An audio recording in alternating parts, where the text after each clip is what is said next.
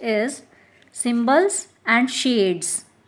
A simple coding system has been developed to represent the features shown on a map. Besides the conventional symbols, colors, shades are used to show certain features. For example, blue color is used for water bodies.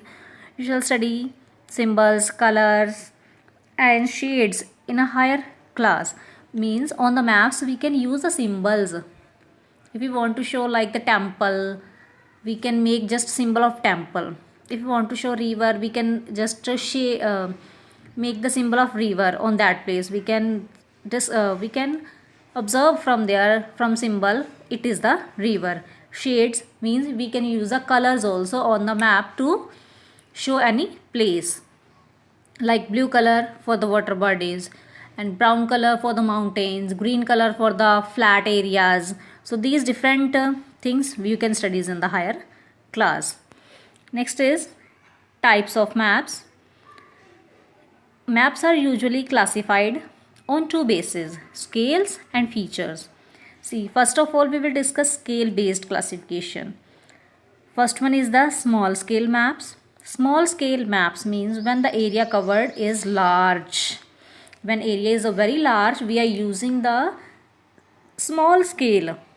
Like on a map of a continent or country, we use a small scale map. It may have a scale with representative fraction 1:, this one and or this. Such a map shows less details. Means when the area is very large, we are using the small scale, means which are just giving the less details. And second one is the large scale maps. Those maps when the area covered is small. When the area is small, then we are using this representative fraction, which one? 1:50,000 or 1:25,000. Such a map shows more details. Small scale map shows less details and large scale map shows more details. When we are using the small scale when the area is large, and when we are using the large scale maps when the area is small. Next is the feature based classification. First one, see political maps, and its features are state and national boundaries of a place. Means on the political map we can show the states and national boundaries of a place or locations of cities and capitals. These we can show on which map we can show these things. That map is known as the political map. Second one is physical map.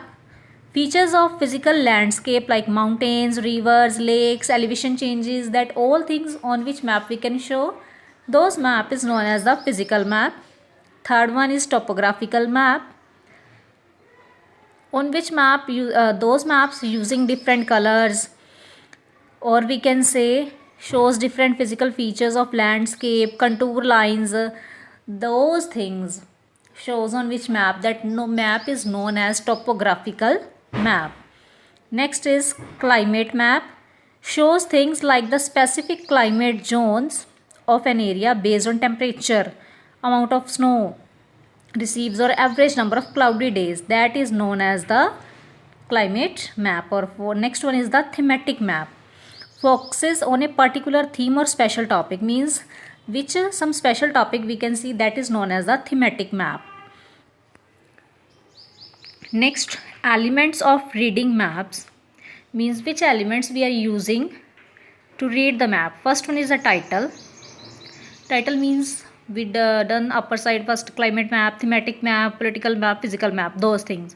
And legend or key to inform user what different symbols means with the help of symbols which we can read the maps.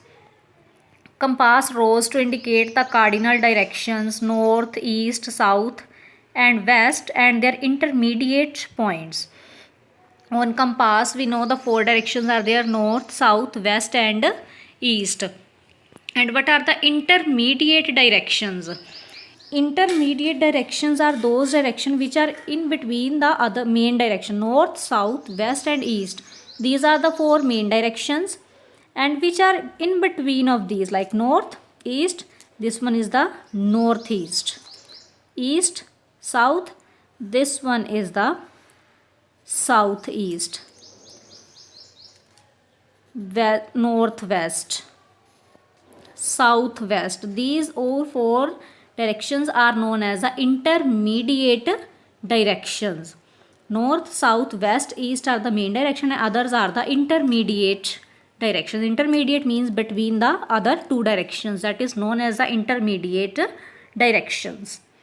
Next, scale. You know about the scale are using to read the map. How the scale are used to read the map, that we discussed. Next, advantages of maps. Maps are portable. Portable means we can carry it around easily.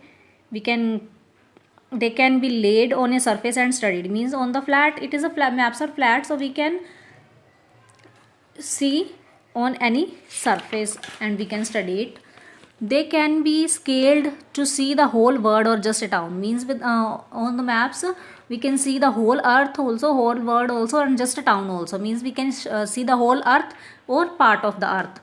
With the help of its legend means symbols or colors, you can see the different features of place. Maps make geography easier to learn. Means with the help of maps we can see easily about the geography. Disadvantages of earth. Maps distort, means changes the shape and size of landform. Each and everything having the advantages and disadvantages. Firstly, we discuss the advantages of maps. Now, disadvantages. Maps changes shape and size of landforms. Maps are two-dimensional objects and do not portray elevations and reliefs. Valley means the low area between the mountains and the hills effectively. An entire earth can't be represented accurately on a map because we are using the scale on a map to show the large things, but it's not the accurate. We don't represent the accurately earth on a